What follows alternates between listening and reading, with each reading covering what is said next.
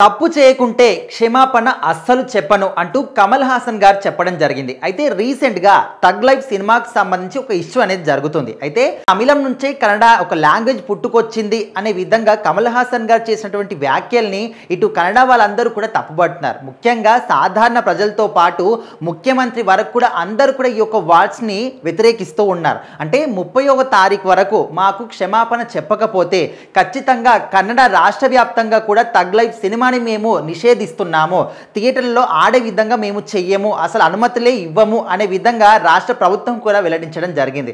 So దానికి గాను ఇక్కడ కమల్ హాసన్ గారు ఏం చెప్తున్నారంటే, ఒకవేళ నిజంగానే నాది తప్పు ఉంటే నేను క్షమాపణ చెప్తాను, కానీ తప్పు లేకపోతే మాత్రం ఎవ్వరు వచ్చి అడిగినా కూడా నేను ఖచ్చితంగా తప్పు చెప్పను, అదే నా జీవన విధానం, అదే విధంగా ఉంటాను, ఎవరి కోసమో నా జీవన విధానాన్ని నేను మార్చుకోను అనే విధంగా ఆయన చెప్పడం జరిగింది. సో మరి రీసెంట్గానే తను చేసినటువంటి ఈ వ్యాఖ్యలకు గాను థగ్ లైఫ్ సినిమాని కన్నడ వ్యాప్తంగా కూడా అంటే కర్ణాటక రాష్ట్రం అంతా కూడా ఈ సినిమాని నిషేధిస్తున్నామని చెప్పేసి ఆ రాష్ట్రం యొక్క ముఖ్యమంత్రి కూడా చెప్పడం జరిగింది. సో మరి దానికి గాను ఇక్కడ కమల్ హాసన్ గారు ఏం చెప్తున్నారు, నిజంగానే ఆయన తప్పే చేశాడు అనుకుంటే మరి ఆయన మాత్రం దానికి ఎక్స్ప్లెనేషన్ ఇచ్చుకున్నారు.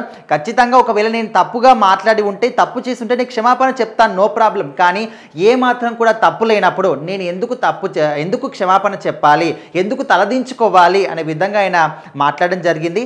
అదేవిధంగా అక్కడ ఉన్నటువంటి ఫిలిం ఛాంబర్కి సంబంధించినటువంటి వ్యక్తి నరసింహులు గారు ఆయనే స్వయంగా చెప్పడం జరిగింది. అదేవిధంగా కర్ణాటక సీఎం గారు కూడా మాట్లాడడం జరిగింది. సాధారణ ప్రజలు కూడా ఇదే అనుకుంటున్నారు.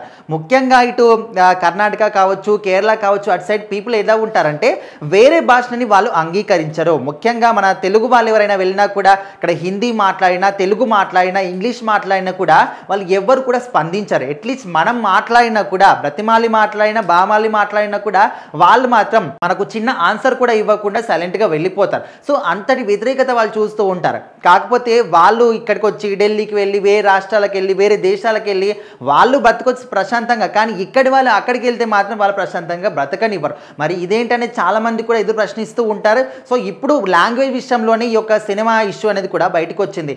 ముఖ్యంగా ఇప్పుడు తమిళ్ నుంచే కన్నడ పుట్టుకొచ్చింది అని ఈయన కమల్ హాసన్ గారు చెప్పిన మాటలకు గాను వాళ్ళు తీసుకోలేకపోతున్నారు. అంటే భాషని మీరు అవమానిస్తున్నారా అనే విధంగా మాట్లాడుతున్నారు. కాకపోతే ఇప్పుడు మనము కన్నడ లాంగ్వేజ్ కానీ ఇటు తెలుగు లాంగ్వేజ్ కానీ చూసుకుంటే ఆల్మోస్ట్ అక్షరాలు కానీ కొన్ని సేమ్గా అనిపిస్తూ ఉంటాయి. అదేవిధంగా అటు తమిళ్ చూసుకున్నా, ఇటు కన్నడ చూసుకున్నా కూడా ఒక విధంగా సేమ్గానే అనిపిస్తూ ఉంటాయి. సో ఈ రకంగా కాకపోయినప్పటికీ కూడా ఒక వ్యక్తి దాని గురించి మాట్లాడుతున్నారంటే, అది కూడా కమల్ హాసన్ గారు లాంటి ఒక గొప్ప వ్యక్తి అలాంటి ఒక విషయాలు మాట్లాడారంటే ఏమాత్రం కూడా నిజం తెలియకుండా ఆయన అన్నారు.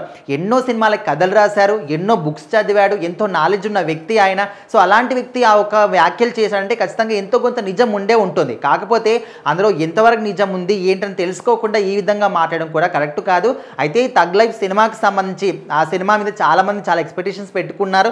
సో మొత్తానికైతే కన్నడ రాష్ట్ర వ్యాప్తంగా కూడా మీరు క్షమాపణ చెప్పకపోతే మాత్రం మేము థగ్ లైఫ్ సినిమాని నిషేధిస్తున్నాము అనే విధంగా రాష్ట్రానికి సంబంధించిన ప్రభుత్వం కూడా చెప్పింది. మరి ఈయన మాత్రం ఆయన వంతు నేనైతే ఖచ్చితంగా క్షమాపణ చెప్పను, ఎందుకంటే అందులో ఏమాత్రం కూడా తప్పు లేదు, ఒకవేళ తప్పు చేసుంటే మీరు అడగకపోయినా నేను సారీ చెప్తాననే విధంగా కూడా చెప్పాడు.